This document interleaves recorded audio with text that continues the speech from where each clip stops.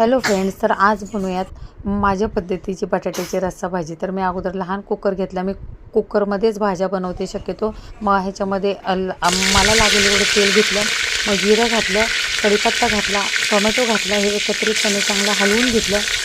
मग ह्यानंतर घातला लाल मसाला, जो घरगुती मसाला आहे तो, हळद घातली, मीठ घातलं, आणि लाल मिरची पावडर घातली आणि हे हलवून घेतलं परत चांगलं. मग हिरवी मिरची, भाजलेले शेंगदाणे, जिरे, लसूण आणि थोडंसं मीठ घातलं होतं. त्यात हे एकत्रितपणे वाटून घेतलं होतं सुक्कं चांगलं मिक्सरमध्ये. मग हे घेतलं आणि हे घातलं ह्याच्यामध्ये आणि हलवून घेतलं चांगलं. आणि ते सुक्कं वाटण असल्यामुळे काय जास्त वेळ भाजण्याची गरज नसते, कारण शेंगदाणे आपण भाजलेले असतात.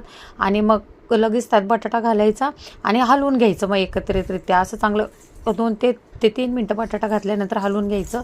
मग ह्याच्यामध्ये घालायचं पाणी. आणि बघा इथं मी मिक्सरचं भांडं धुवून पाणी घालते, कारण गृहिणीची एक सवय असते की मिक्सरच्या भांड्याला आपण मसाल्याचं एक कणही राहू देत नाही.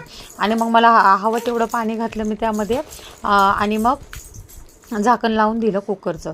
तर ही बटाट्याची रस्सा भाजी खूप छान होते.